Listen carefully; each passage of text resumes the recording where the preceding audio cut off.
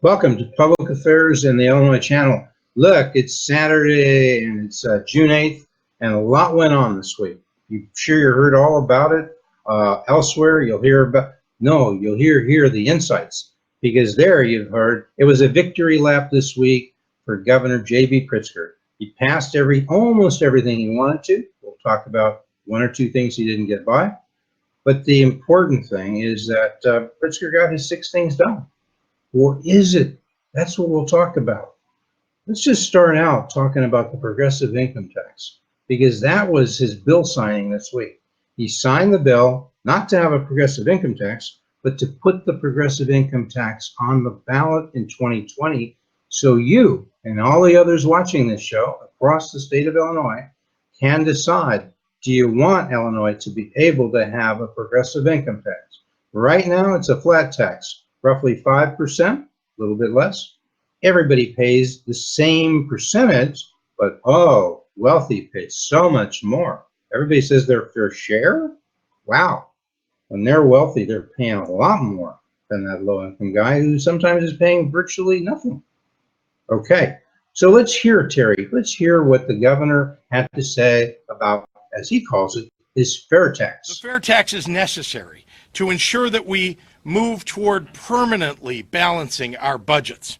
Opponents won't tell you that they would make us choose between much worse alternatives.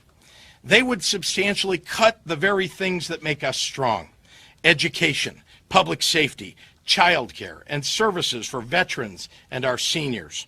Or they would materially raise our flat income tax rate, forcing the middle class, those striving to get there, and everyone else to pay more, 20% more. Or we can reject their alternatives and instead choose the fair tax.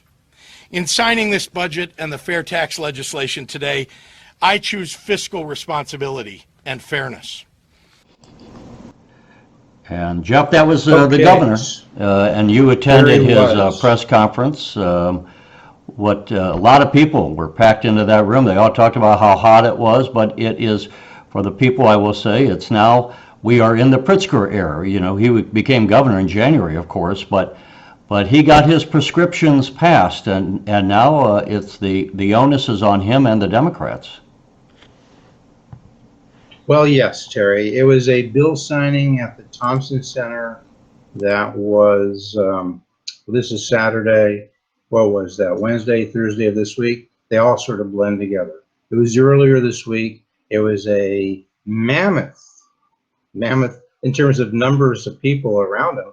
There may have been 15 media people there, but there were probably 80 people who he said were legislators and others involved in supporting his legislative program. And so he was there to sign the bill, putting the issue of the progressive income tax on the ballot in November of 2020, letting people decide. And he was there to sign the bill for the rates that would be proposed if that progressive income tax passes. Basically, it would be raising the rates of people over $250,000 to 8%, and under 250,000 to less than 5%.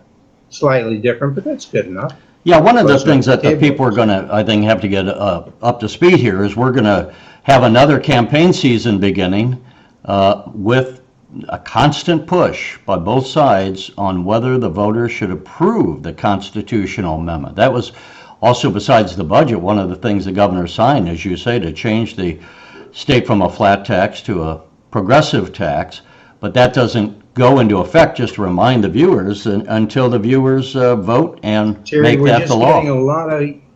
He signed the bill for the rates that would be on there if the progressive income tax is adopted. That's what he says. They don't have to be, but that's what he says. And he signed the budget bill as well. So what people talked about is, if, even though he didn't sign bills for that, he'll sign that, I'm sure, later. He talked about how great it was that we're going to have massive gambling and gaming across the state of Illinois, and we're going to have the most expansive abortion. Well, he didn't mention we're going to have the most expansive abortion laws across the country. That was, he left that out, but he did say it was wonderful. We'll have recreational marijuana. We'll have weed legalized, to use recreationally, and we'll have this massive capital fund. But you didn't explain that, and our regular viewers will know when we were talking just last week, the day it was passing in Springfield, the capital fund, we were talking about a 41.5 capital fund. Guess what, Terry? In just a few days, that went to 45 billion. I don't know. Nobody's remarking on that. Nobody says it's kind of strange. We increased our capital fund bill by 45 billion. We increased our borrowing from 18 billion from 20 to 21 billion just on that. Anyway, just an aside. Well, it goes to show what you can get done when you have the votes in the House and the Senate. And, that was something that the Republicans have not had.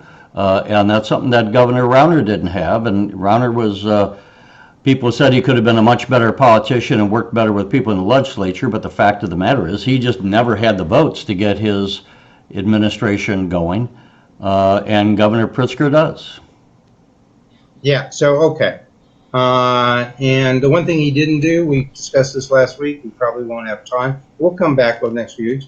He didn't get the void issue fixed, the firearm owner ID thing. And so that whole issue is sort of where it was, the status quo. But anyway, so we'll discuss this briefly now. We'll come back to it. Is the progressive income tax a good thing? Okay. So here's my thought, Terry. I'm trying to be fair. Let me give the argument why the people who say it isn't a good thing. Here's what they usually say if they're being articulate.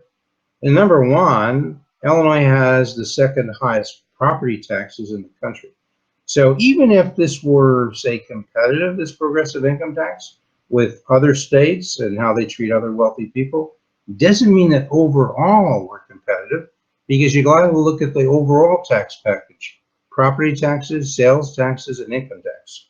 So, he says the Democrats and Governor Pritzker and Speaker Madigan and Senate President Cullerton say, we'll take care of that. When? Probably after you decide whether you're going to have a progressive income tax. That is, we'll take care of the property tax issue, which they haven't touched. Well, right, Terry?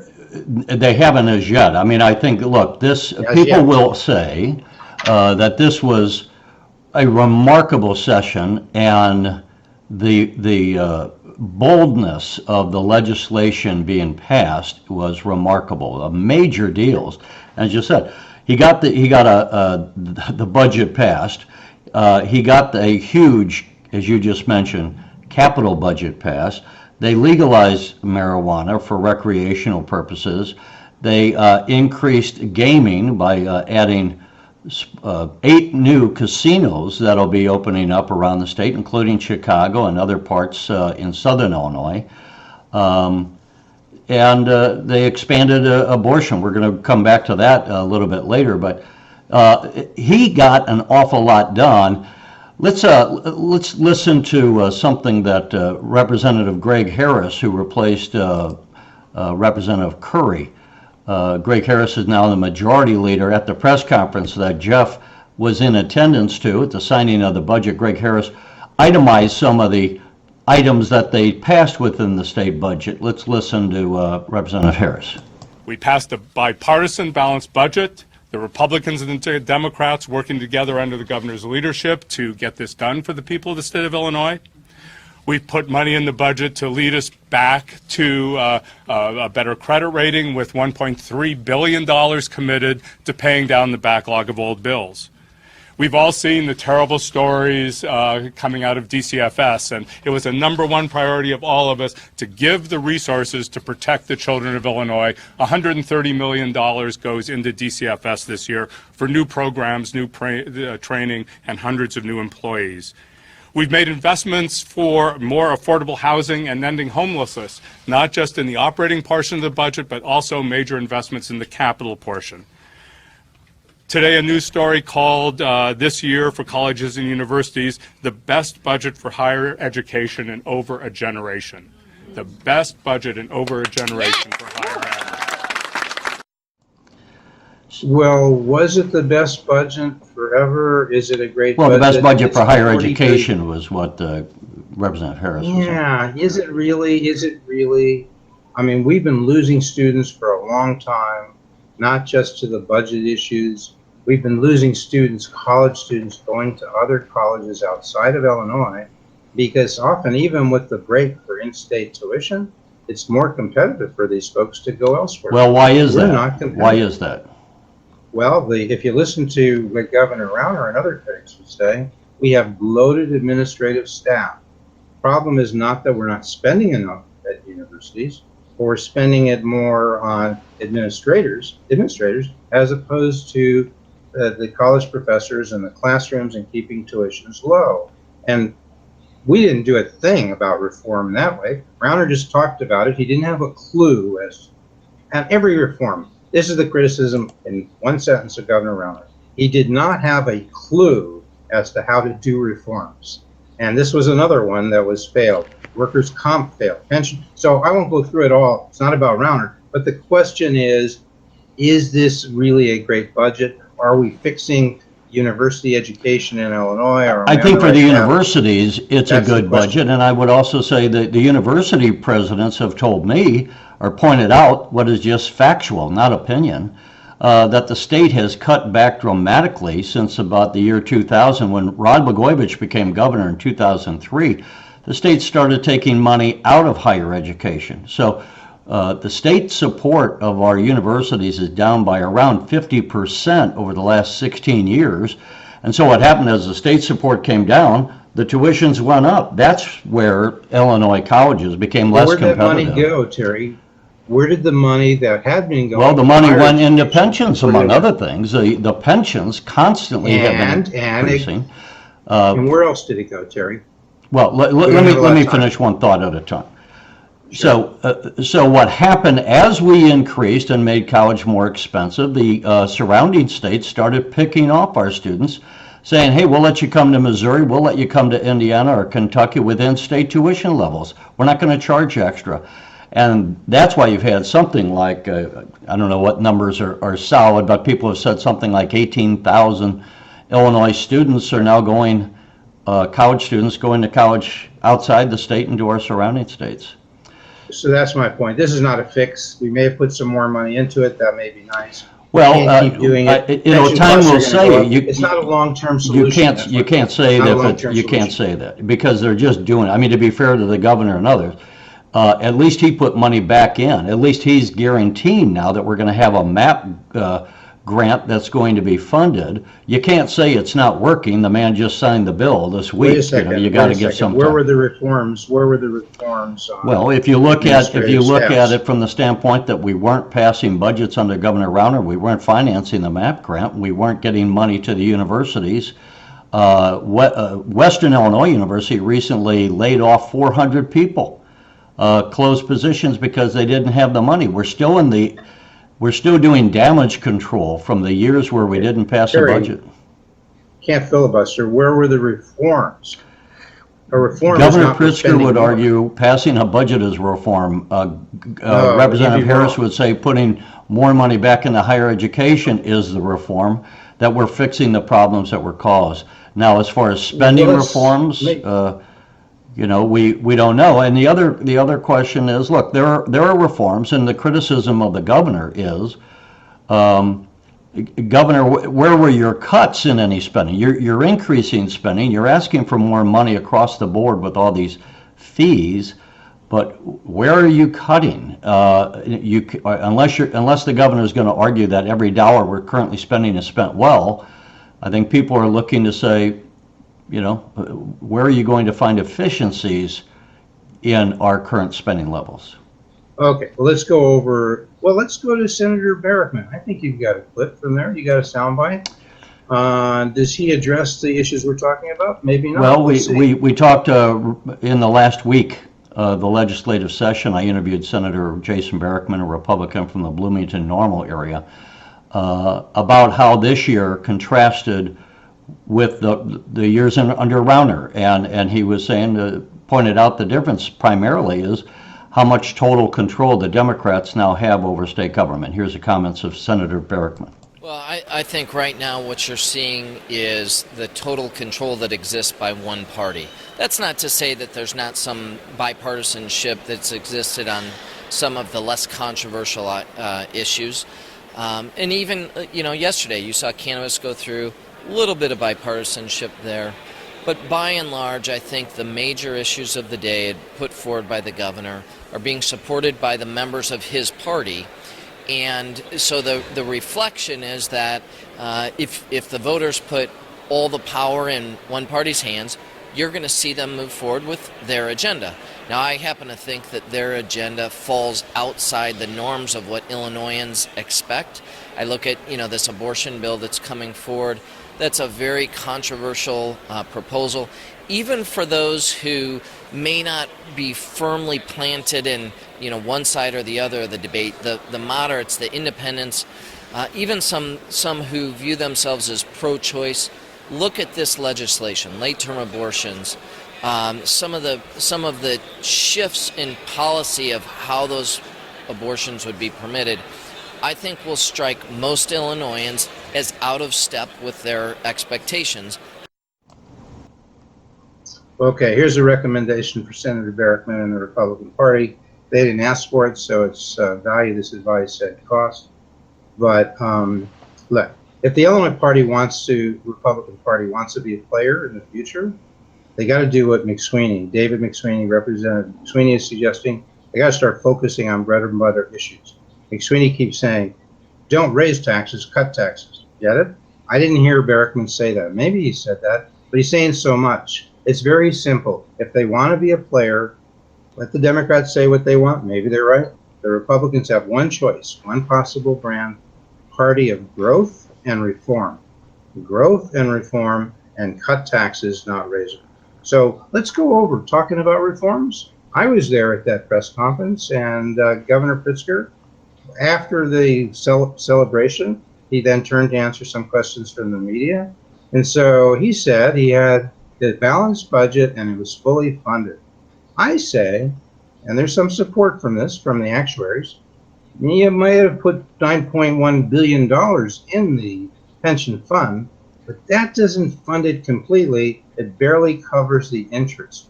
And he said, well, what did he say? Let's go to that. What I would say, first of all, is that we're paying the full payment that is required under the ramp that was put in place in 1995. The statutory required payment. And as you know, that ramp takes us to 2045, where we will be paying roughly $19 billion in that year if we don't do something between now and then to bend that cost curve. It's important to me that we address pensions. And I said, at my first press conference after the legislative session, that there are two things that we, haven't addressed in significant fashion that I would like to go after. One of them is property taxes. One of them is pensions.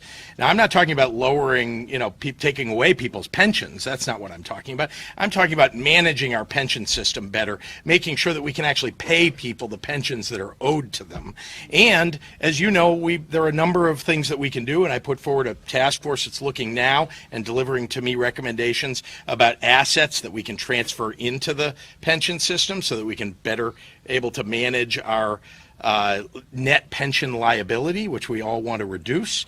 And there are other ideas that we put forward. So I think these are all things that we're going to be addressing together over the next several years. Well, there you are. So you heard he's saying we can manage these pensions better. I don't know. We're going to try to get a show and get to talk to with Governor Pritzker, talking with his folks about doing that. Maybe you'll find out what does he mean by managing better. Sometimes people say he's really talking about the cities and villages doing a better job on their pensions by consolidation of pensions. Maybe you can do some of that on the state level. And he's talking about asset transfer. He didn't get to say there, because some speculate he's talking about Midway Airport. Maybe put Midway Airport into the pension fund. Is that a solution? Well, we'll talk about more then. Well, what would you say? But is it a solution? What if? I don't think so, because if you put the asset in there, many people would say, look, it's a thing that doesn't sort of make money now. It's like net zero. It levies fees, landing rights, and parking and so forth. That brings in money. It pays the cost. There's no net present value, positive value there. And if it is a present value, Well, then somebody's giving that up. So if you're putting it in the pensions, then the state has an asset that's usable in the future. They could sell it. They no longer has it. There ain't no such thing as a free lunch. And I No, but don't there know is such that a thing Midway as you Airport could have a income producing asset put in to the pension funds so that every time a plane lands or takes off, there's a money going into the pension fund, and you have a source then of income that is not tied merely to the contributions of current workers going into the fund. not unless you raise rates above, because right now it's not throwing off income. So you want to throw off income? Well, allow the pension, whoever's managing that, the airport in the future, to make landing rates higher, to make parking rates higher. Terry, we have a model. This is what we did when we sold the parking meters to a private, in the city of Chicago, to a private entity. They were restricted as to raising rates for initially, and then they did, and people see the rates that have gone up, and most people realize that was a major bad deal for the city of Chicago. So you want to see higher landing fees, you want to see higher parking fees. In other words, you want to transfer your money as a taxpayer to the pension. That's what you're doing. Well, that's what you're Look, doing. What there's we don't have, the asset. I we mean, don't just have to time. close this out, the point Yeah. would be, and I just want to make it clear from a conceptual standpoint, might be a bad idea, but if you go to your parking meter thing, instead of selling the parking meter business, you operate it so that the cash flow would go in. We talk about alternative streams of income, multiple streams of income, which we say to people, don't just go by your job, invest in the stock market, get multiple streams of income coming in. The governor might be talking about that. At least we get an idea of what's next for the governor's playbook. He got a lot done this first session of the legislature, so he's talking something about addressing pensions and doing something about property taxes. We'll be interested in to see what he says. Let me bring up another topic, because time is always the enemy. One of the interesting things that happened here in Springfield just this past week is the local bishop, after the legislature passed this expansion of abortion that would allow abortions all the way through to the last day of the baby's birth, the local bishop, Thomas Paprocki, basically said he is banning Speaker Madigan and Senate President Cullerton, both Catholics, from receiving communion within the Springfield Archdiocese, because he says you can't say you're a good Catholic and then go on past an expansion of abortion. Let's listen to the comments of the bishop. Catholic politician to say that I'm a Catholic, but at the same time I reject what the church teaches about abortion, or I reject what the church teaches about euthanasia or marriage and family life. To reject key teachings of the church is to say that, well, then you're really not a Catholic in good standing, and don't claim to be. So it's just a question of being consistent about that. It's also saying that a Catholic politician should be consistent, and if they really do hold the values and the teachings of the Catholic Church, that they should make that something that they work for, because that's what every politician does. Every politician, in a sense, runs on a platform. That's why we have campaigns, and people ask, where do you stand on the issues? Where do you stand personally? Where does your party stand? Then people vote accordingly. And so you never have a politician, and I've never heard it said in any other topic or subject that I'm personally opposed to racism, but I wouldn't impose that belief on anyone else. Or I personally believe in gun control, but I wouldn't impose that belief on anyone else. Yet we hear that repeatedly with abortion, so I think it's a cop-out in a sense. I think it's a specious argument that really doesn't hold water. If you really So, Bishop Paprocki got some criticism. People say separation of church and state. I think they don't realize, those people who say that, the separation of church and state is a well-known constitutional doctrine, U.S. constitutional doctrine, that says, First Amendment, we're not going to have the U.S. government prohibit the exercise of religion or establish a religion. The U.S. government is not something that has a state religion. That issue was raised 200 years ago. In large part, that was one of the issues why the 13 colonies spun off from England. They did not want a state religion. Paprocki's not saying that. Because he's protected by the First Amendment, the Catholic religion can say and do what they want, and they should be able to. And if they want to say that, Cullerton and Madigan are not practicing the Catholic doctrine, and therefore a very sacred thing, the sacrament of communion, will not be given to them in Springfield, they have every right to say that. There's no constitutional issue there. Should they do that? Well, that's for Catholics to decide, okay? I mean, his point, I guess, is, my understanding is, look, if say Madigan and Cullerton wanted to say, have a law that said that private country clubs could discriminate on race and keep blacks out, and he wanted to say, look, that's in violation of our views in the Catholic religion of social justice. That's not just something you're doing there in terms of legislation. We think it's against what we preach, and we're not going to allow you to take communion for that. Would that be okay? I think a lot of people who are against the edict here would be for that edict. I'm not saying that Cullerton and Madigan would ever favor that. I'm just giving that as an example. Well, what'll be interesting on this line is, okay for this edict to be issued. yeah, I mean, right? I don't know, will any of the other archdioceses follow the example of the Archdiocese of Springfield? But on one hand, is it just symbolic? I mean, does the speaker and do the Senate president care? What I find might be interesting more politically is, obviously a lot of Democratic voters are Catholics. Are they concerned about this expansion of abortion? We heard Senator Barickman say earlier in his bite that even people who are pro-choice might think this is an extreme position to have done what the legislature just did. And we see, as we've noted in previous shows, that in other states, people are making it more restrictive. We're becoming more conservative in the application of abortions, at least in a handful of the states recently. So we'll have to see. Will this cause the Democrats to lose any House seats, lose any Senate seats, because you get Catholic voters saying maybe they've gone too far? We'll have to see that. Right. I mean, look, we're seeing this played out on the national level. There's people saying Joe Biden running in the Democratic Party, far and away the leader in the Democratic primary for presidential nomination in 2020, being pushed because he's been a longtime supporter of the Hyde Amendment, which prohibits on the federal level taxpayer funding of abortions. And Joe just switched. He said it wasn't pressure. He said, look, he's listened to women. I guess he just started. And in his view, women, especially in the Democratic primary, in his view, voted thinking about presidential candidates, they want low-income women to be able to benefit from taxpayer-funded, federally tax-funded abortions. So I guess the Democratic Party is saying they're fine with Joe switching, right? Well, anyway, we got to get out. We only have a minute. We've run out of time again. We will come back, but I think when we come back, we'll spend more time maybe next week on gaming, which is a big issue, tremendous expansion. Is it going to pan out? Will it give people what they want in Chicago and elsewhere?